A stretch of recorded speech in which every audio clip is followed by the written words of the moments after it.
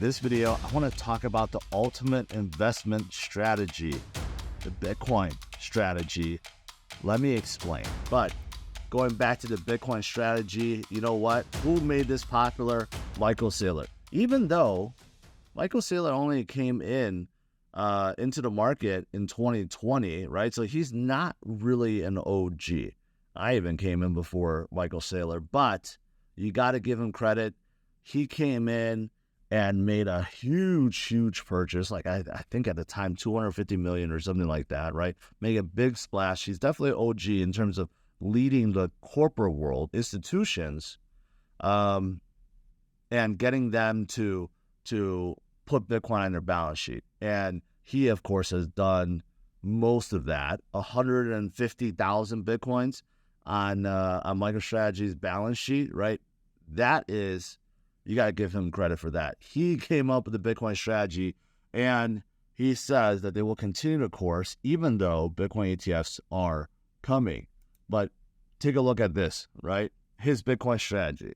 Since August of 2020, MicroStrategy stock is up about 254%. You can see that even is better than Bitcoin and S&P and NASDAQ. And look at all the tech, the big tech companies, right? And even enterprise software. None of them have outperformed MicroStrategy stock nor Bitcoin, right? That is why the Bitcoin strategy works. Short-term volatility, from top to bottom, of course, there are periods where Bitcoin strategy may seem like it's not the best one, but when you stretch it out over long periods of time, you'll realize it is the ultimate strategy. And if you go back to 2017 or 2014 or all the way back, you'll see that, Bitcoin strategy is the one that you want to be in.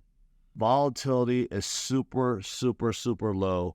Take a look, 10-day volatility for Bitcoin falling below the average of stocks, bonds, and gold, right? So something's brewing right now. Something's building, okay?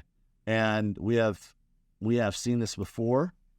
Whenever something like this happens, it's kind of like the calm before the storm. And you can see right now, volatility is basically as low as 2016 when Bitcoin was recovering from bottom of 160 something and boom to 20,000. I mean, I don't think we're going to see the same kind of climb, but volatility is so low right now. It's replicating these previous periods right before Bitcoin skyrockets upwards, okay? And the exchange balances continues to go down and down and down and down. Guess what? Right there. That's when, pretty much on the dot, when Michael Saylor implemented his Bitcoin strategy for MicroStrategy, right? And since then, many other institutions have gotten in. Of course, recently everyone's focused on BlackRock and Fidelity and all these big boys, but Michael Saylor, man, ever since he came into the space, right around that time, with him and institutions buying and retail investors all turning to Bitcoin and crypto, right? That's why that happened, and I believe that will continue to go down, and someday it's going to get so low like this. That's when Bitcoin's price is going to be much higher.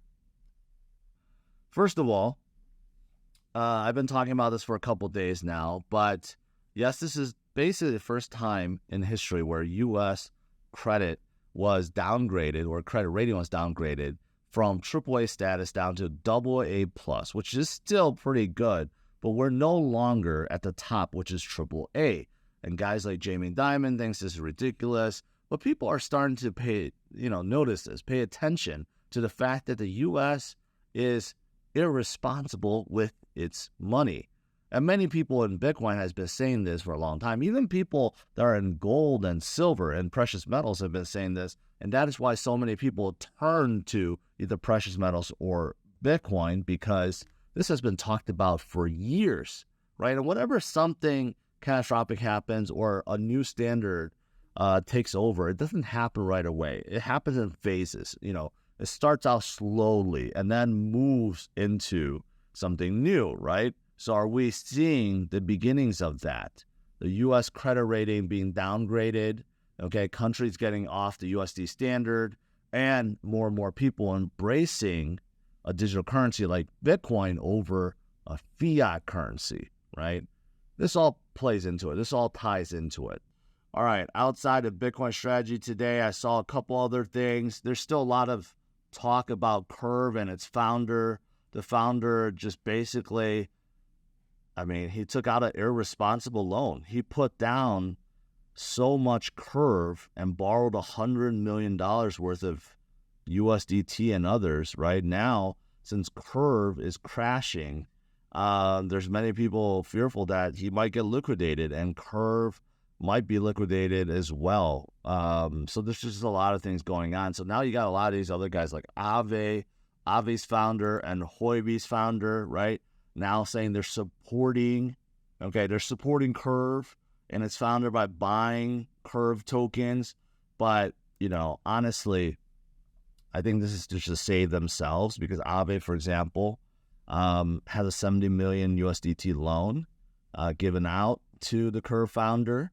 And I don't think they want to see him liquidated, nor Huobi, nor anyone else that are involved. So it's really, I think that's what it is. It's a bailout, and they're trying desperately to prop up the price. But again, the leverage, right? Leverage is just a bad thing. When you take on a loan, right, you have to worry about that. You have to worry about the underlying collateral. And the same thing it's essentially leverage. And the same thing, if you take out a 10x, 100x trade, right? Leverage is a very dangerous thing. And some of these guys are playing with hundreds of millions of dollars, which is insane if you ask me. And then lastly, I see this Binance, they're still strong as ever. CZ says that their user base grew to 150 million despite all the FUD and regulatory lawsuits, which is kind of insane. But there definitely is a lot more talks about regulators coming down on Binance recently from across the world.